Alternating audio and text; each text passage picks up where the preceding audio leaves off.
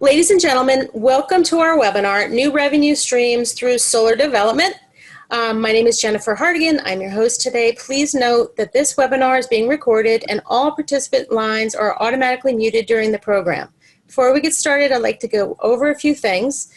Today's presentation will last up to 45 minutes. If you'd like to ask a question, please type your question in the Q&A box. It's located in the bottom of your screen. We're not going to be using the raise hand feature. Feel free to submit your question at any time. We'll review them and get them answered during the discussion segment at the end.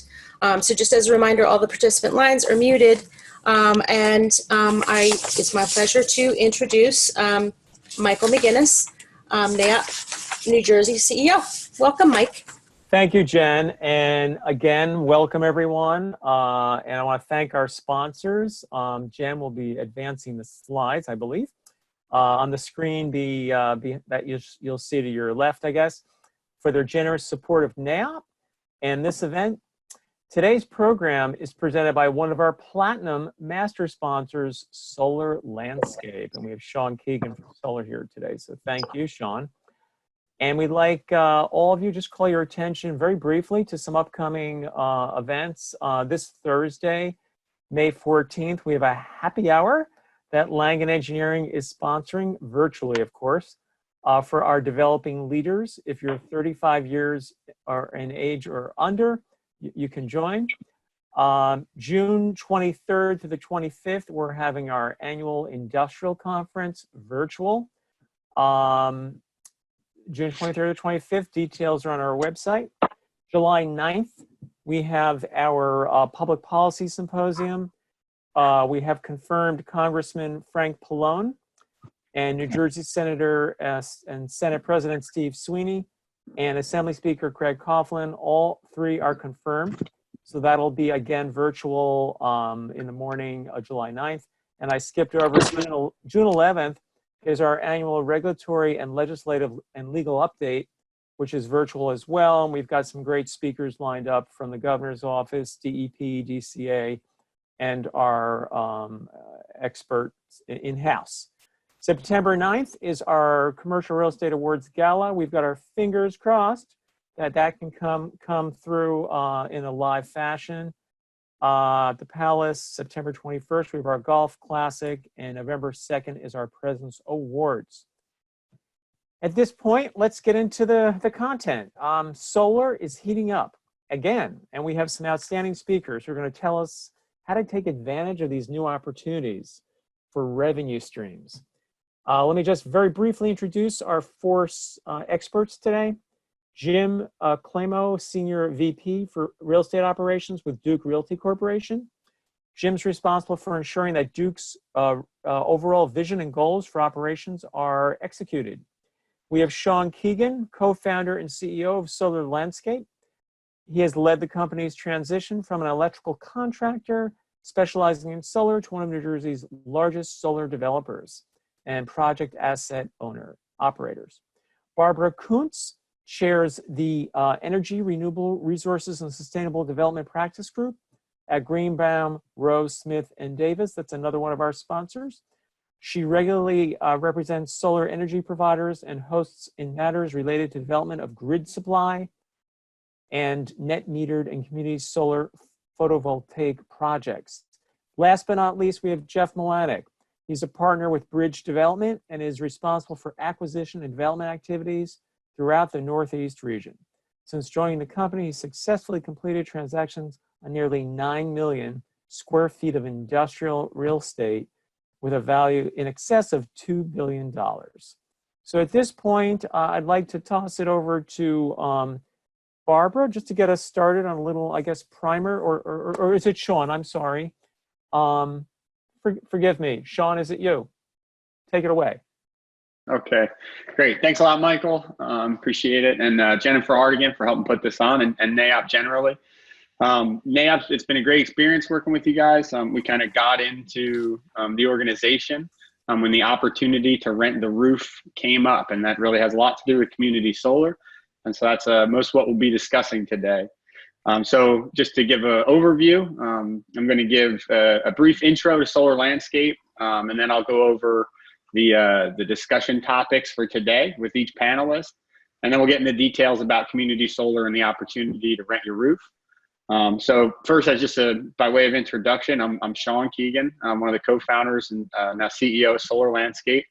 We're based in Asbury Park, New Jersey, which is where I actually grew up with my other co-founder. And when I started with the company, we were really an electrical contractor. That's kind of how we formed. And we focused on solar installation.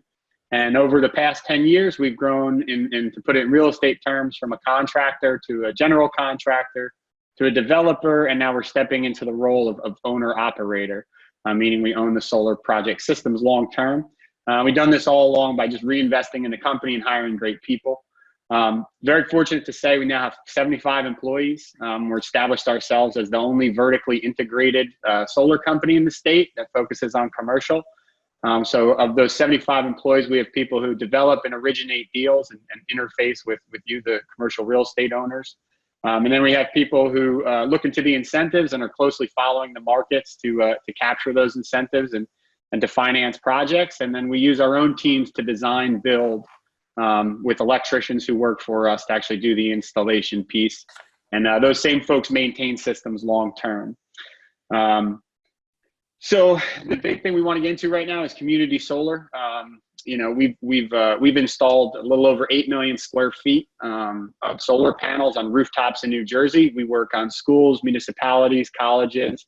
We also build for private businesses, and still part of our offering is the design build component. So we're looking to purchase a solar system. That's part of what we offer.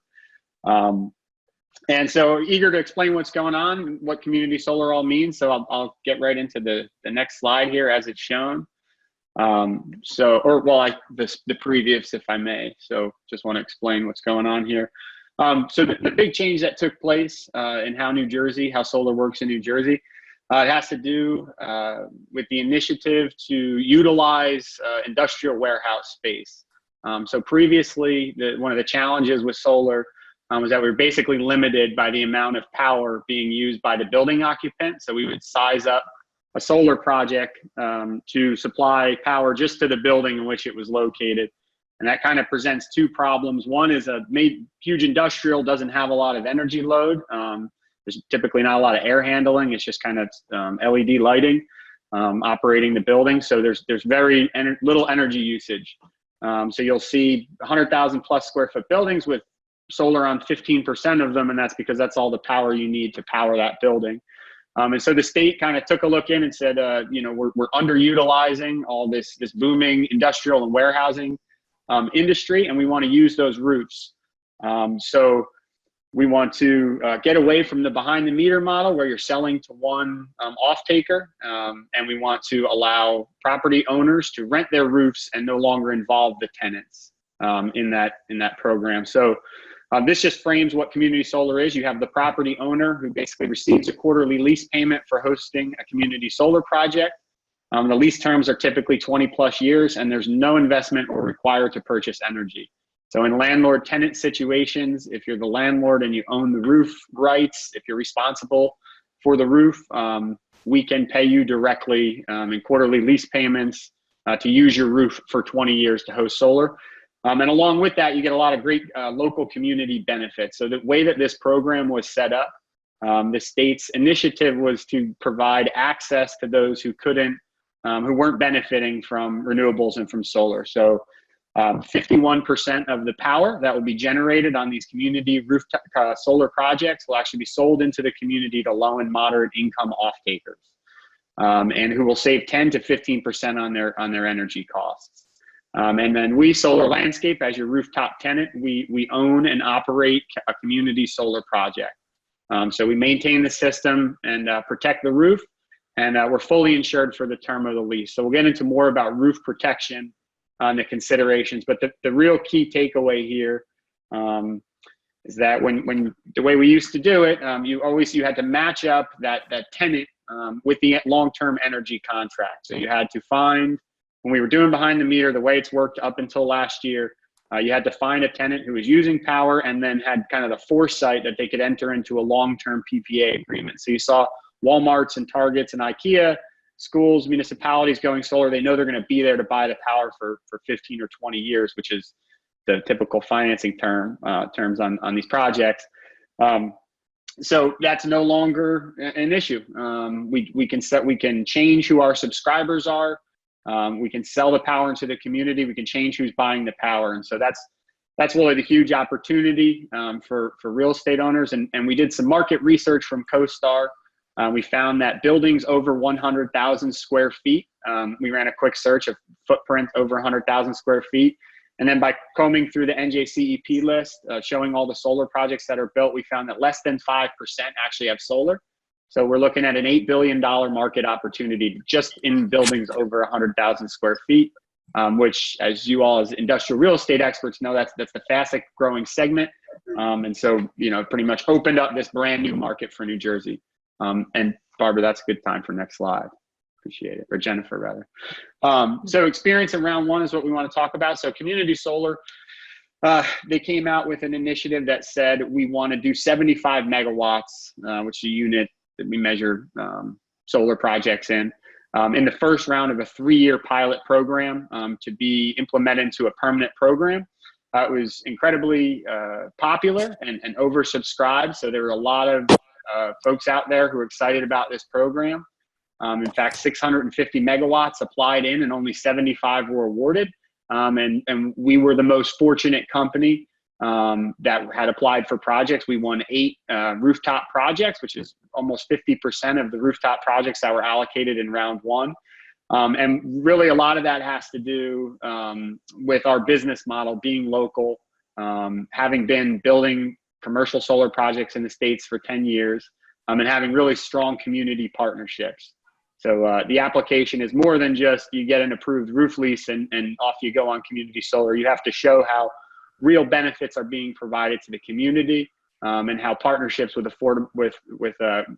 low and moderate income off-takers or power subscribers could be achieved. So you really had to demonstrate to the BPU that you had a plan to roll the projects out. They were good projects, meaning like they were fully baked and had gone through all the due diligence or most of the due diligence process. And so all of our projects got awarded, and our biggest partner is on this call with us today. So Duke Realty is responsible for over 1 million square feet there across 4 projects. And I want to just, bring Jim, we have Jim Clemo on the line from Duke, and I wanted to just, ask him at this time if he has anything to add about community solar or Duke's initiative, and kind of like what the internal chatter is about community solar or solar generally with the company. Hope everybody out there is healthy and managing through this new normal that we're all experiencing. Community solar was not something that we were actively pursuing previous to our relationship with Solar Landscape. We were doing your standard deals directly with our tenants who were either coming to us and looking to install for their benefit and their direct occupancy costs mitigation, or we were looking to partner up and do something from a utility perspective that gave us the benefits of the roof rent or a new roof on our building or something else that would incentivize us to move forward. So the community solar project was something that we liked from an ESG perspective. It's something that went well with our brand and with our culture and what we're trying to accomplish from a corporate perspective and from a community service perspective. Sean and his team did a great job of educating us on New Jersey and what opportunities might be there, the pluses and the minuses of a 20-year agreement on your rooftop. And obviously, as all of you know, we're primarily involved for the real estate aspects. So anything that would mitigate our opportunity to lease space or develop buildings is something that we look at very, very hard and try to determine what are the pluses and minuses and make a good business decision. But really, looking at community solar, it really checked all the boxes. We were able to monetize the rooftop. We were able to partner with someone that had a balance sheet and a track record that we trusted, someone that understood our business. The buildings that we chose are fully leased and will be leased through the period of the power agreement. And ultimately, we're newer buildings with new roofs. So it really was an opportunity to give back and do something that's aligned with our culture and brand, in addition to adding a couple of dollars to the AFFO and the FFO of the buildings in particular. We are now looking to do this elsewhere, and Sean and his group are helping us understand that. We also work with a consultant out of Denver, Black Bear, who looks for opportunities from the West Coast to the East Coast and represents us as we try to partner up appropriately. But I would tell you it's been a very positive experience and one we look forward to repeating either in the second tranche in New Jersey or elsewhere around the country. Yeah, thanks, Jim. Appreciate that. Also looking forward to round two. I also wanted to ask Jeff, if I could, Jeff Melanic, about his experience as I was talking about the transition from this behind the meter model over to community solar. Jeff had been involved in quite a bit of solar some time ago before community solar rolled out. And I mentioned before that marriage of the tenant or the building occupant to the energy load being produced by solar can be kind of challenging. So Jeff, I just wanted to bring you in for some insight on your experience on doing behind the meter PPAs in solar New Jersey. Sorry, I forgot the unmute. Sorry about that. Yeah, thanks, Sean. Appreciate that. I got to tell you, community solar is a game changer. As I was reviewing these slides, I was trying to remember when I got involved in first time in solar, and it looks like about year 2000. So I've been kind of doing this for a while. And back then, we immediately saw the advantages of adding solar installations to existing buildings. And at the time, the firm I worked with, was a long-term holder, so that issue wasn't too challenging to deal with.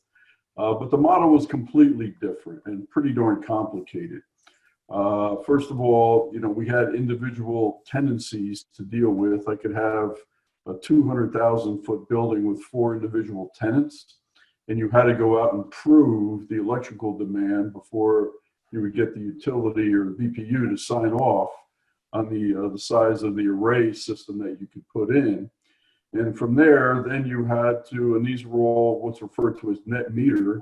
So they would consume whatever they produced, whatever they didn't, they would send back to the grid. There was different financial metrics involved with the pluses and the minuses on that. And then in a sense, what you ended up doing is negotiating a separate power purchase agreement with each individual tenant. Now, at the time, we had 150 tenants to give you an idea of what was involved there. And we ended up pitching about discounts off of electricity. We had to learn how the demand charges work into all of that. It was really, really complicated. The good news at the time, though, was when I started that business, it was $675 an SREC. And Sean, I know you're going to talk about that in a little bit. So it was worth the brain damage. But in a matter of about 3 years, the price dropped to about $150 an SREC. And we were self-financing, we were purchasing, and we were even trading our own SRECs to boot. And then I quickly realized it was getting oversubscribed as far as equity coming into the business. I likened it to solar has become the real estate investment business now because of all the Wall Street capital that chased it and drove down the SRECs. But we had our share of a lot of successes, but the structure of these became really, really complicated. Each individual tenant was its own business, and we were always working and trying to find what's really coming about now, the community solar program. Matter of fact, Sean, if you may not have been around at the time of this, but we also couldn't even cross lot lines. If you remember, the power had to stay with its own individual block and lot. So we got really good at navigating it, but then when the SRECs began to plummet, and then we had to sell those ultimately to utilities, the obligation falls on them to acquire them. We were fortunate as I was ahead of the curve, and we identified a major utility from South Jersey that actually took all of the systems that we had constructed and took everything we were about to construct, and ultimately, ironically, ended up in a bit of a roof lease situation with the family that owned the business at the time. So it was fun, it was good, and we were waiting for something as clean and simple as community solar and the new TREC program to come. and it's here. Thanks, Jeff. That's really helpful, and we'll get more into the transition from SREC to TREC, and that's a good time to introduce Barbara, who's really an expert on the policy side. So, Barbara, I'll let you give your introduction and go through a few slides on the program and on the policy. Okay, thanks, Sean, and thanks, NAIOP, for hosting this.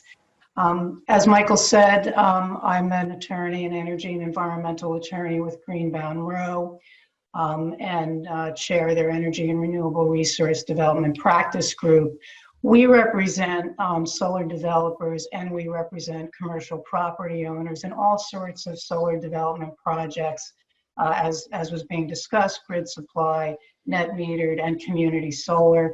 In that capacity, we advise on some of the legal and regulatory challenges that are associated with those solar projects. It's great to partner with strong teams.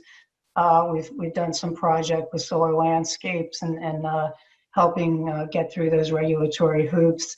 And then our other important role is to prepare and negotiate the documents, the legal documents associated, which would include the rooftop solar lease.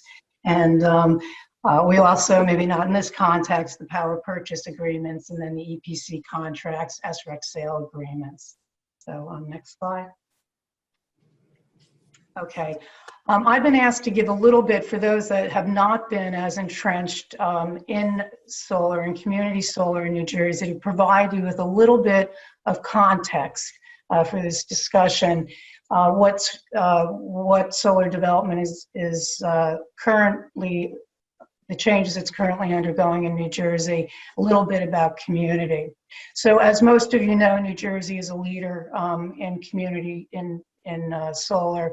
They're about 7th in the nation right now in terms of solar production, and a lot of that is driven by the New Jersey Board of Public Utilities sponsorship of some very aggressive incentive programs, particularly the SREC program that Jeff was just mentioning. The most recent and the primary legislative driver behind our solar initiatives and community solar is the Clean Energy Act of 2018. And there are a couple of components of that Clean Energy Act that are relevant to today's discussion. One is that the Clean Energy Act set a goal of 50% energy produced from renewables by 2030. Now, that's a very aggressive goal for renewable energy generation. We're now at 5.1%, and as Jeff sort of alluded to, it's taken us about 20 or 25 years of solar development projects to get to 5.1%. That goal anticipates within 15 years, 20% of those renewables coming from solar. The second aspect of the Clean Energy Act is that it actually establishes the community solar program. And we're going to talk about that in a little bit more detail, but in short, as you've gathered, community solar provides some unique opportunities for rooftop development, and you can develop projects that maybe were not economical or feasible without this unique program. And the third piece of the Clean Energy Act that's important is that it requires the termination of the SREC program. And as many of you know and that are familiar with it, the SREC program is the primary subsidy program for solar projects, allowing them to earn some energy credits, which have an economic value for 1 megawatt of electricity generated. That program has now been closed as of 2 weeks ago, as of April 30th, and we're now into the transition program, and known as the TREC program. And that program closely resembles the SREC program. It's going to continue to be a very important part of the economics of community solar projects. In addition to the legislative initiative in New Jersey, we also have a policy initiative, the Energy Master Plan, and that was just released by the Murphy administration in December of 2019. For purposes of our discussion, it's important because one of the primary strategies is the acceleration of renewable energy and distributed energy resources one of the ways of doing that is the development of community solar. So what is community solar? And you can switch to the next slide. How does Actually, it work? Barbara, if I could just add one point to the previous slide for listeners, on the the change of SREC to TREC, and what's involved there. If you decided to purchase and invest in a system and own it, it shores up your investment with the value of the TREC being set over time, as opposed to the volatility Jeff was mentioning earlier. So you have a guaranteed incentive, which is good if you're buying it, but it's also really good for us if we're investing and we're owning the system, like our company, and renting the roof from you. With the stability of that market now and of the incentive, the banks love certainty and will now lend against the true value of the TREC. So what that allows us to do is pay you the maximum roof rent to occupy the space. So just wanted to make clear, we handle, if you're renting your roof, we handle the SRECs and the incentives, and what you're receiving as the benefit of these programs is a heightened roof payment from what we could offer previously because of the financing implications of the TREC. So that was all. Okay. So next, how does community solar work for those that are not familiar with it? You know, again, as Jeff indicated, what we're used to with rooftop development is a net metered project or a grid supply project. That's what we have, the principal sources of rooftop solar in New Jersey. Net metered project is when the electricity is being produced from that rooftop is consumed on site. Grid supply is the sale of the power into the electric grid at wholesale rates. Both of these have limitations for rooftops. Net metering has to be sized, right, for the use. So the requirement is that the systems serve as close as possible the use of whoever's occupying. Now, if you've got a large warehouse with very little use, as was indicated earlier, or a parking deck, you've got a lot of space, and it is not economical all the time to develop solar for such a small usage. Community solar addresses that problem. Those rooftops that wouldn't be available can now be economically utilized. Why is that? Community solar is really an arrangement where a person or a business that doesn't have sufficient space, that doesn't have a sound roof, that lacks the finances to develop solar or the control of the roof, can access the benefits of community solar by having a solar facility that is at a third-party location. And essentially, you make that facility and what is being generated in the case of the New Jersey program, often available to low and moderate income housing in New Jersey, which is a great societal benefit. In a typical community solar scenario, the owner enters into a lease agreement with the solar developer. The solar developer or someone working with them will then recruit subscribers to purchase solar from that project. And this, as I said, this subscriber may be an individual or a business. They will pay the solar developer on a kilowatt hour basis for the energy. Now, in turn, that energy, of course, is not going to that 10 or 100 or 250 subscribers. It's going to the grid and to the electric utility. So the electric utility pays for that by crediting those subscribers. The idea being that the subscriber is going to be paying less for energy to the solar developer than the credit they're receiving. So they're going to recognize some significant energy savings. It's often described as virtual net metering, and that is essentially what it is.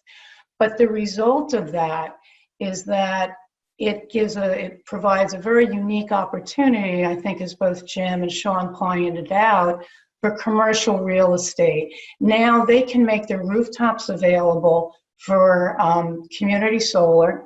They can enter into a lease agreement with a developer and not have to worry about entering into a power purchase agreement, purchasing the power, in some cases, owning that facility and trading the SRECs themselves. They just enter into the lease, and the solar provider takes care of the rest. And then the last thing I'll talk about is what is the current status of the community solar program. The Clean Energy Act of 2018 required a 3-year pilot program. As was indicated, we are through with the first year. We're into the second year of that pilot program. In the first year, the awards that took place were in December of 2019, and the BPU had awarded 45 projects out of 252. So yes, highly competitive process. What we saw was that those winning projects were awarded to those who really demonstrated community benefits, including selling 51% or more of their power to low and moderate income subscribers, and offering favorable levels compared to what they would pay for utilities. So in their application process, they're indicating what savings those subscribers are going to realize versus their energy bills. The evaluation process is going to be talked about later, but you really need to pay very, very close attention to that. That really drives the success and whether or not a project is going to be selected. The other benefit, and then I'll turn it over to Jim, is that these community solar programs really are often used to reach corporate sustainability goals, and they positively impact the community. So they bring with them a non-financial performance benefit to that asset, and that is important to a number of companies. I know that's one of the things that Duke ascribes to do. So with that, I'm gonna turn that over to Jim.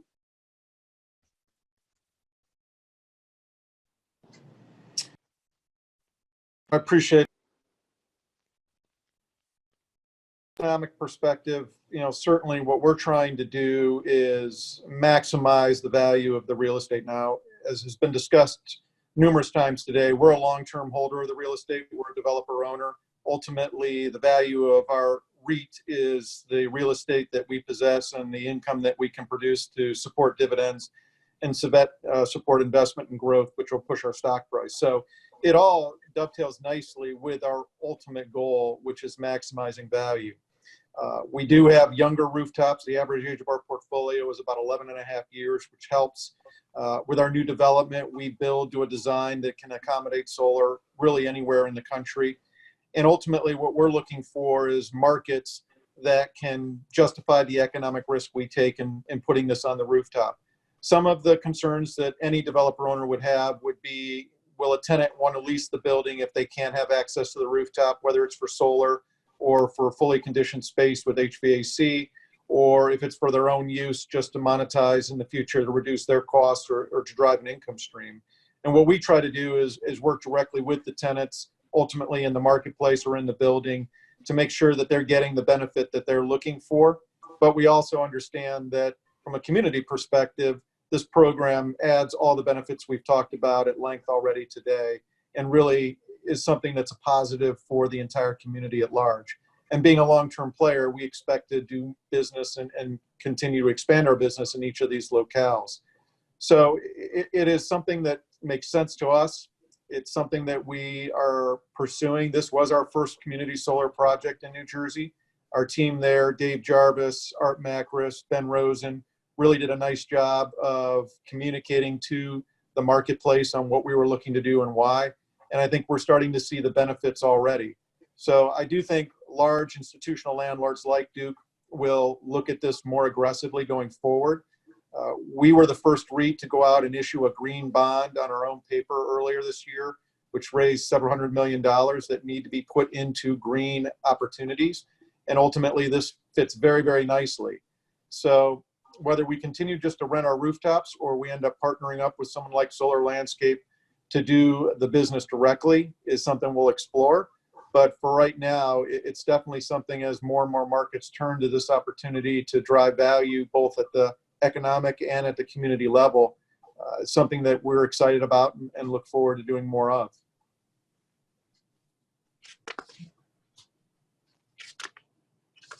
So from our attendees, if I may take it over, just throw some questions out to y'all.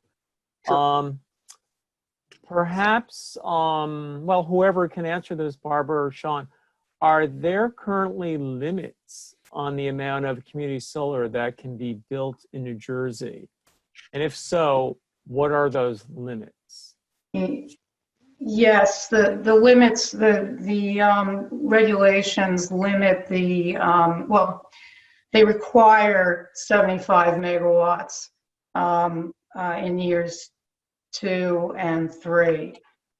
They can go over, but generally, you know, the BPU will set when they open the tranche how much solar will be available. There are certainly limits on individual projects. They can't exceed 5 megawatts in New Jersey for a community solar project. So there are some project-specific limitations as well.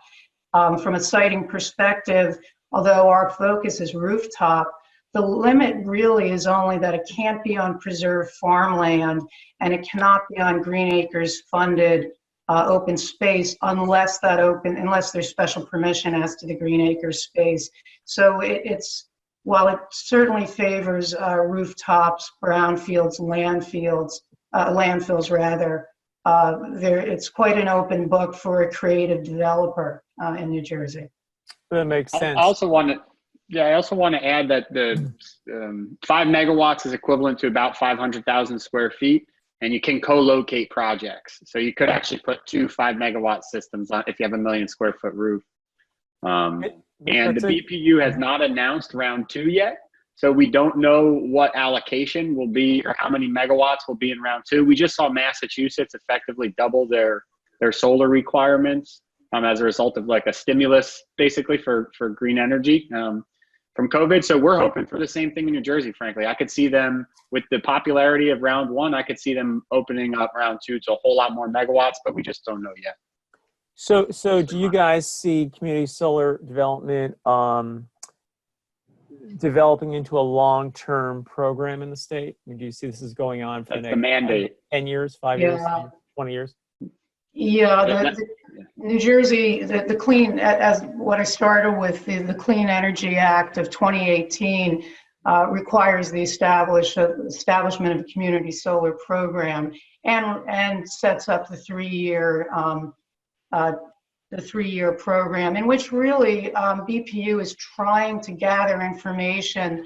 So please, you know, continue to be in touch with them so that the permanent program that'll come into place at close of year 3 will incorporate all of those lessons learned, but it is certainly legislatively mandated to be a permanent program in New Jersey.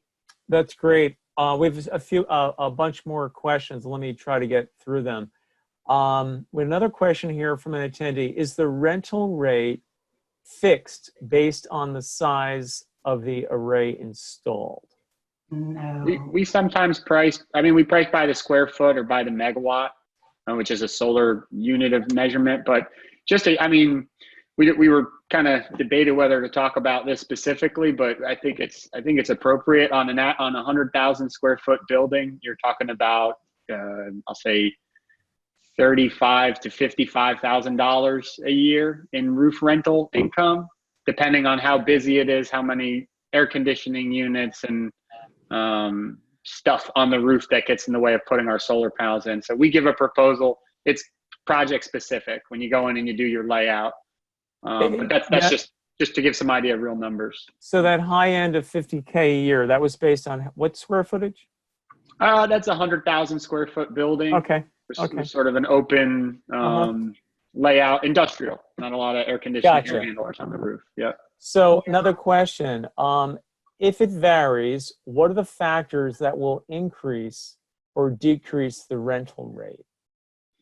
The clearer the roof, so the less stuff that's in the way. The more solar we can fit, the more we can pay you for the roof. We don't want to do solar on any roof that's compromised or that's in poor condition.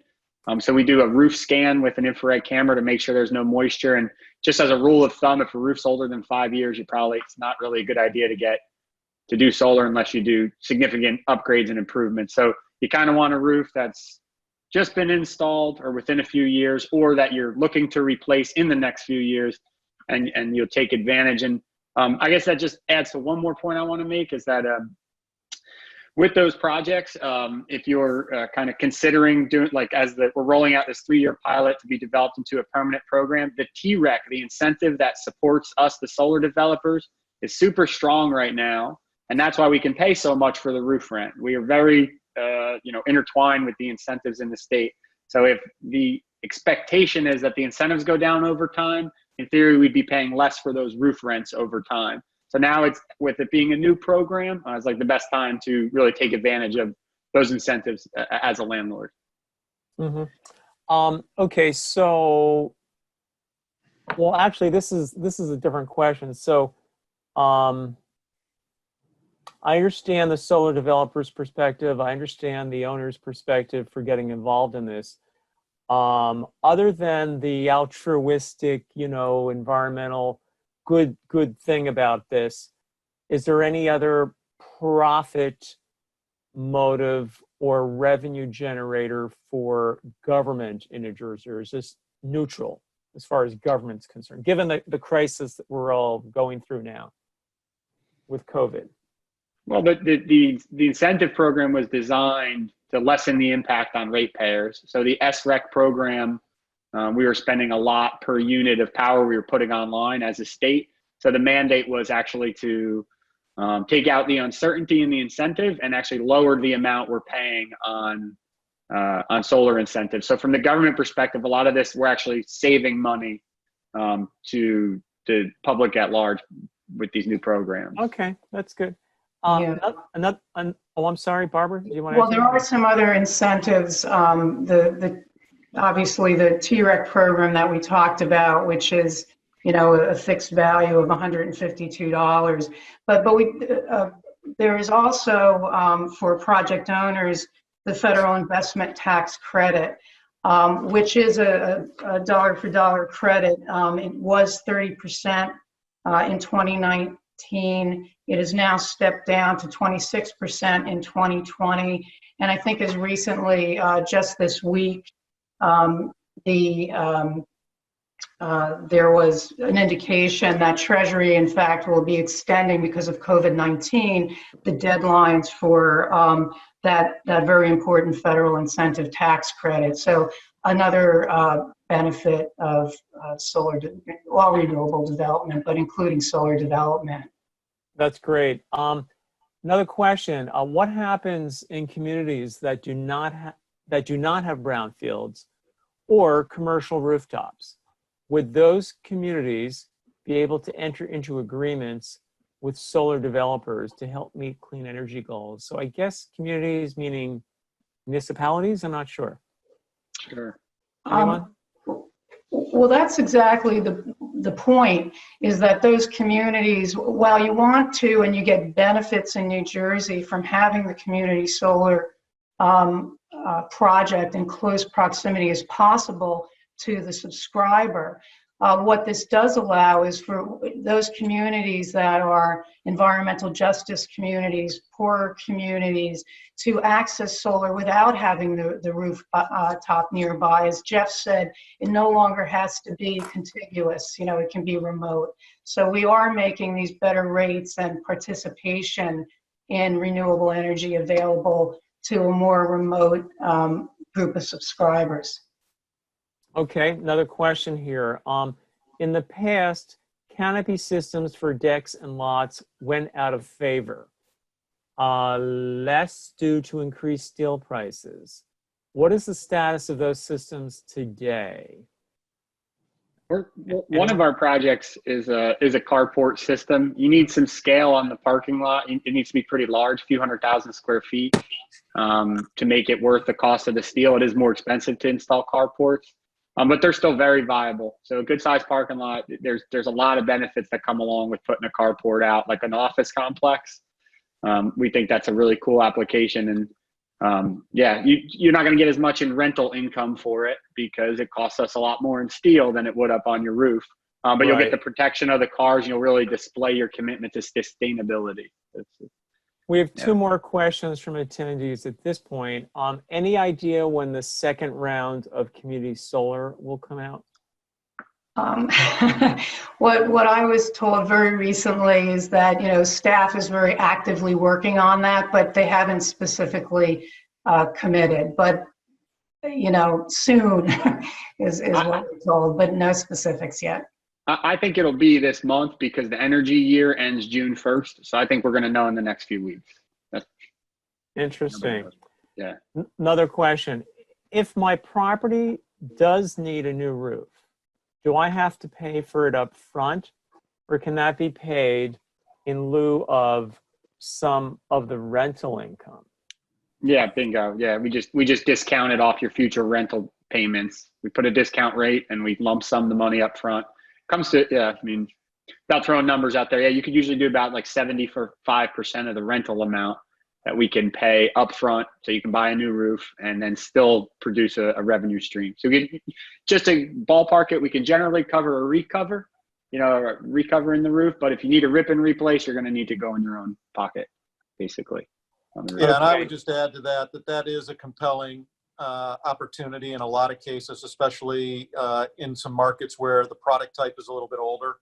And ultimately, you're benefiting both sides, because obviously the landlord's getting the benefit of a new roof, but then the solar developer can trust that the engineering, the design, the construction, and the useful life of the roof is going to be maximized when they go and do their agreement for their power agreement. So I think that's something that should be looked at. Just piggyback on an earlier question as well. Economics are certainly one of the driving forces to doing this from a landlord's perspective, but flexibility is equally important. And one of the things that Solar Landscape brought to the table with our New Jersey projects is an understanding that we may need to move some of these panels around at times, whether we need to access the roof to install new equipment, or we need to do repair and maintenance, or in some cases, a storm will hit and we'll have to do some material repairs. We actually had a building in Baltimore that was hit by a tornado and had a full array on the rooftop that ended up in the parking lot. So you really need to understand who you're partnering with. Ultimately, look at the balance sheet. That's important, but also look at their experience and their ability to solve problems, and in an emergency situation, react appropriately, because that's going to be as critical as any economics to get off the rooftop. Gotcha. We have another question here. Can you reapply with buildings that were previously rejected in round one? Yes. Yes. That was an emphatic yes. Yes. Yeah. Okay. With Solar Landscape. All right. All Hey, right. Jeff, I wanted to bring you in also. You had mentioned with all the rooftop systems you installed, everyone's primary concern is what's this going to do to my roof? And I mentioned you really want to put it on a new roof. It's kind of a no-brainer. And you hear horror stories from the past about people who put solar on a 20-year-old roof. That's obviously a bad idea. In your experience with the rooftop systems you did, how did the roofs hold up, and anything you want to add on that? I'm sorry, that was directed to me, Sean. I didn't hear that. Sorry. Yeah, Jeff. Yep. Yep. Okay. No, it's interesting. I was reflecting as I'm going down memory lane here with everybody. We found all these pitfalls along the way, so I'm glad you guys got the experience of figuring it out on our behalf. But no, we ran into all those particular issues. When we started this, as I mentioned, we had a long-term hold program with the company. And the first thing we did was try to schedule everything around roof replacements, right? Because when you even got into roof materials back in the day, a lot of them were hot tar roofs, maybe some were EPDM.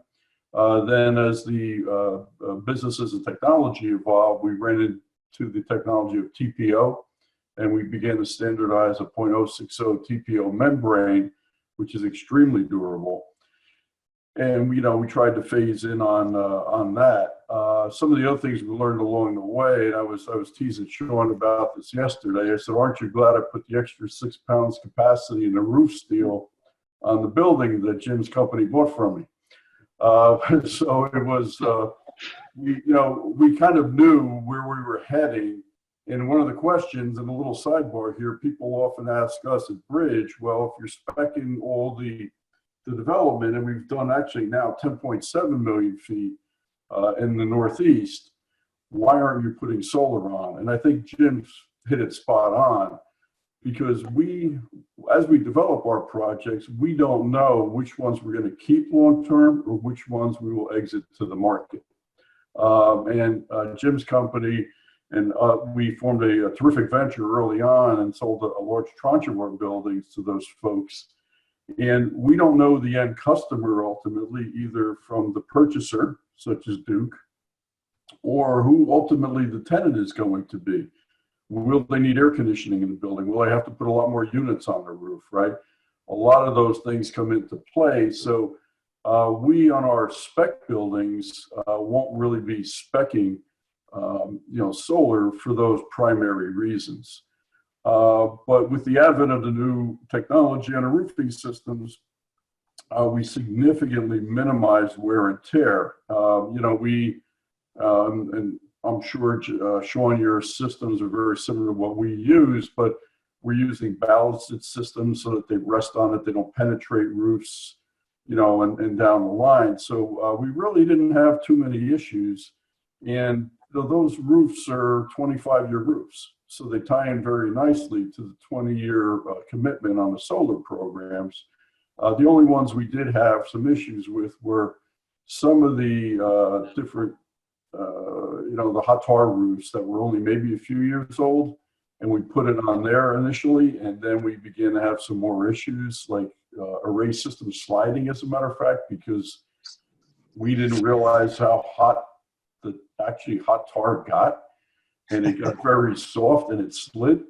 So there were a couple of bumps along the way there. But with the new systems and everything we're doing with the buildings, being careful and putting walk pads and doing all the right things, we don't see any downside to it.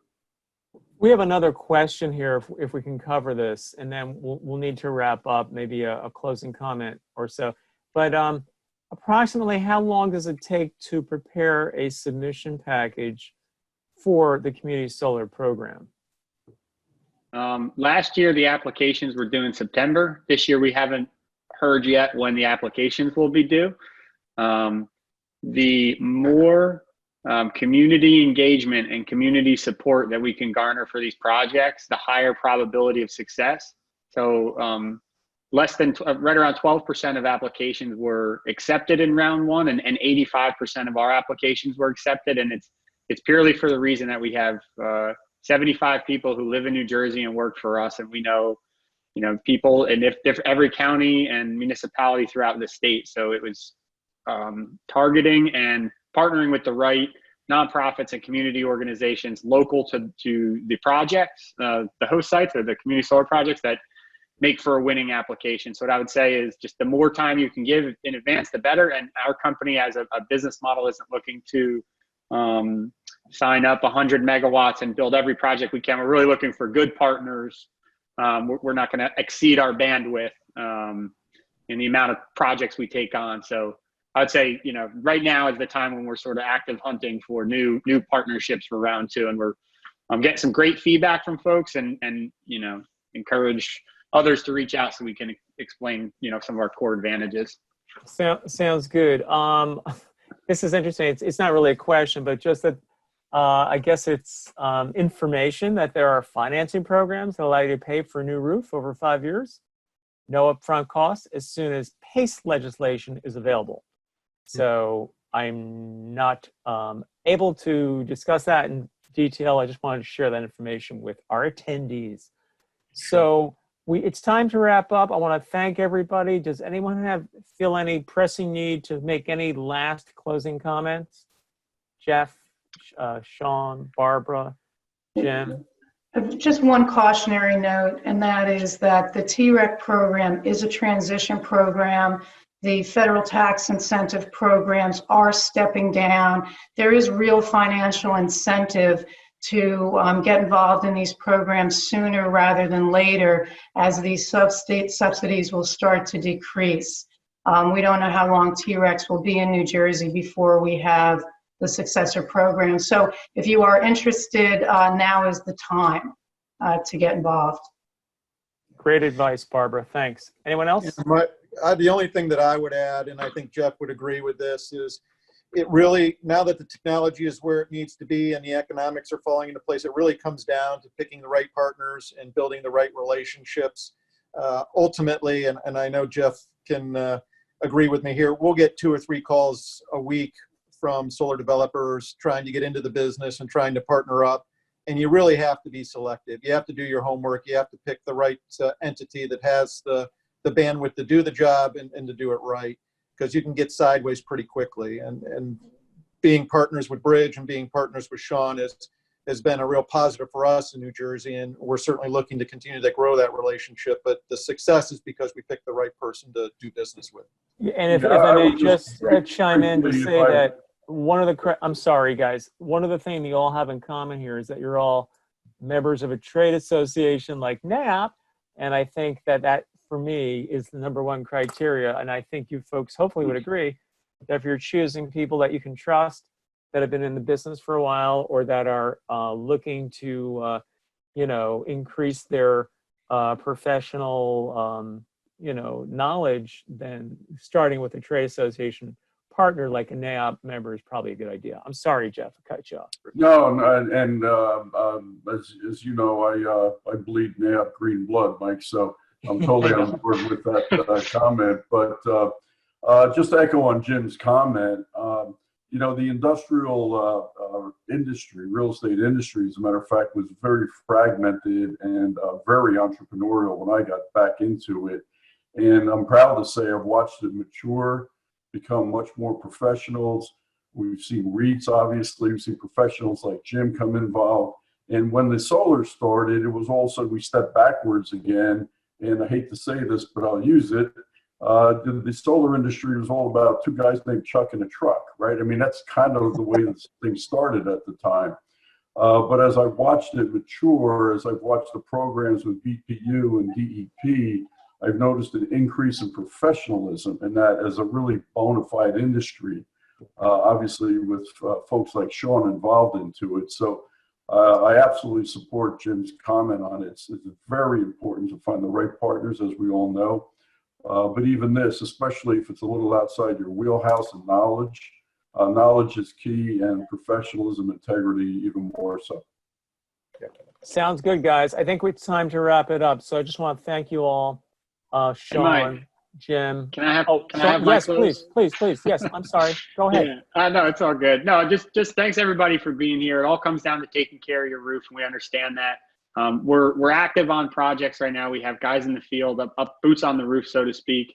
And if folks are interested in solar and they want to see what an active installation looks like, we're very different from other companies in that the electricians work for us. We take care of your roof. We take safety to the next level. Our company is going to really hyper-focused on New Jersey and bordering states, but mainly mid-Atlantic as opposed to going towards the Northeast. So we love New Jersey. We're from here. And like I said, we'll do a good job taking care of the roof. And we think that's really what it all boils down to. We're your tenant. We want to make the roof last a long time. So thanks everybody. Thanks, Sean. We had another interesting bit of information question. Some people want contact information for everybody. So Jen, if you can hear me, can we provide that to the attendees readily, or do we ask everybody just? Yes. I'll send out a survey to get feedback from everyone, and I can include it in that if, with everyone's permission, speaker's permission. So we assume we have permission from all the speakers to provide your contact information to the attendees. I just texted my cell.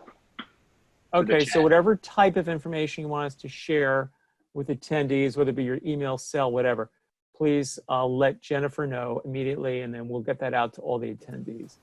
Thank you, everybody, for participating today, and thank you, speakers. Enjoy the rest of the day. We'll see you soon. Thanks. Thank you. Thank Bye you. now. Thank you.